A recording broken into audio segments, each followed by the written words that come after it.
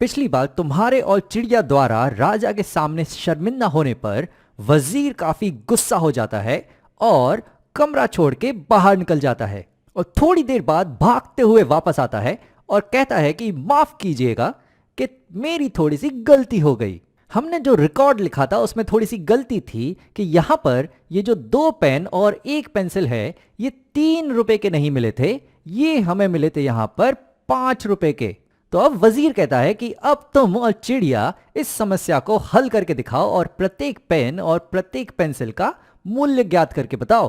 तो तुम कहते हो कि ठीक है, हम इसे फिर से कोशिश करते हैं। तो यहां पर प्रत्येक पेन का मूल्य हमने लिया है x रुपए और यहां पर 2 पेन खरीदे गए तो इनका मूल्य हो जाएगा कुल 2x रुपए और साथ ही साथ एक पेंसिल जिसका मूल्य है y तो ये इसमें जुड़ जाएगा और इसका कुल मूल्य है जो सही है वो है 5, तो यहां पर ये बराबर हो जाएगा 5 के।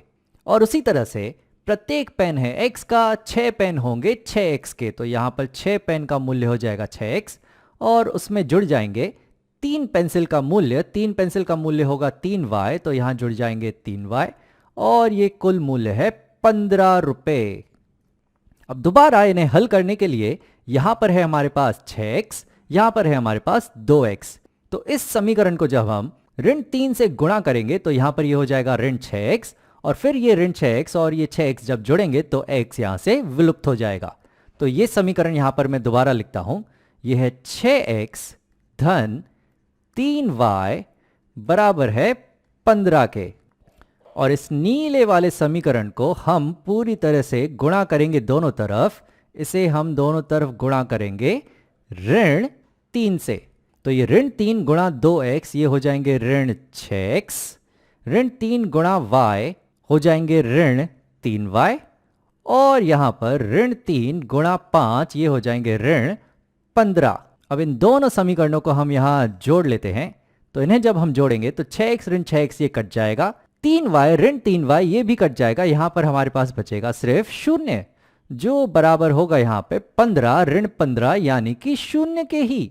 तो यहां पर दोनों चर विलुप्त हो गए और हमें मिल रहा है 0 बराबर 0। ये तो भी कम से कम सही तो है क्योंकि पिछली बार हमें मिला था कि 0 बराबर 6, तो यहां पर हमें मिल रहा है कि जो 0 है वो बराबर है 0 के, जो कि एक सही समीकरण है। लेकिन यहां पर हमें x या y किसी का भी मान पता नहीं चला।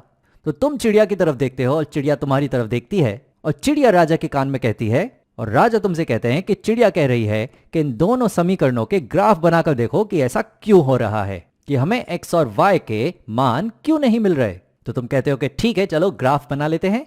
तो तुम x और y अक्ष बनाते हो और फिर इस नीले और हरे समीकरण को y अंतखंड रूप में लिखते हो, जो होता है y बराबर mx धन c, जहां पर m होती है ढाल और c होता है y अंतखंड, यानी कि जहां पर रेखा y अक्ष को काट रही हो।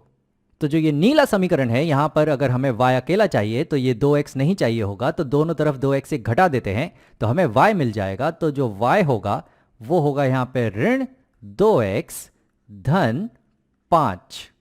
और इसी तरह से इस समीकरण में अगर हमें y अकेला चाहिए तो 6x नहीं चाहिए होगा, तो दोनों तरफ 6x घटा देंगे तो हमें मिलेगा कि जो 3y है वो बराबर होगा ऋण 6x धन 15 के।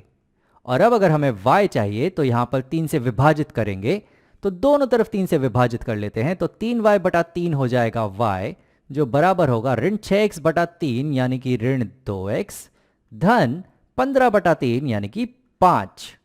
तो अब ये दोनों समीकरण ढाल अंतखंड रूप में आ चुके हैं और अब हम इनका ग्राफ बना सकते हैं।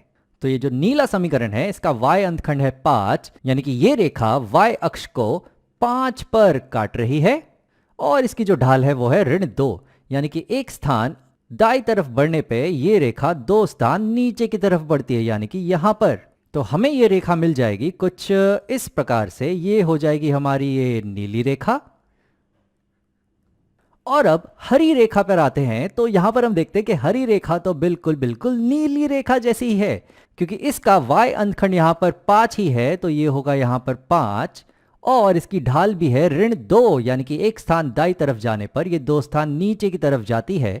तो जो हरी रेखा है वो बिल्कुल बिल्कुल इस नीली रेखा के ऊपर ही आएगी। तो नीली और हरी रेखाएं दोनों एक ही हैं। तो ये आपस में प्रतिक्षेप तो कर रही हैं, लेकिन ये आपस में अनगिनत बिंदुओं पर प्रतिक्षेप कर रही हैं, यानी कि इन दोनों के अनगिनत हल हैं। इसलिए हमें x और y का कोई अद्वितीय हल नहीं मिला। तो ऐसे समीकरणों को हम कहते हैं आश्रित युग्म, जिनके अपरिमित रूप से अनेक हल होते हैं। तो ऐसा इसलिए हो रहा है क्योंकि ये दोनों जो समीकरण हैं वो दरअसल एक ही हैं, क्योंकि इस समीकरण को अगर हम 3 से गुणा करेंगे तो हमें ये समीकरण मिल जाएगा। तो ये दो अलग अलग जानकारियां नहीं थी, ये एक ही जानकारी थी, दो अलग अलग रूप में। क्योंकि यहां पर तुम देखो कि पहली बार 2 पेन लिए, तो दूसरी बार यहां पर 3 गुणा पेन लिए हैं, यानी कि 6 पेन। और पहली बार 1 पेंसिल ली, तो यहां पर दूसरी बार 3 गुणा पेंसिल ली है, यानी कि 3 पेंसिल।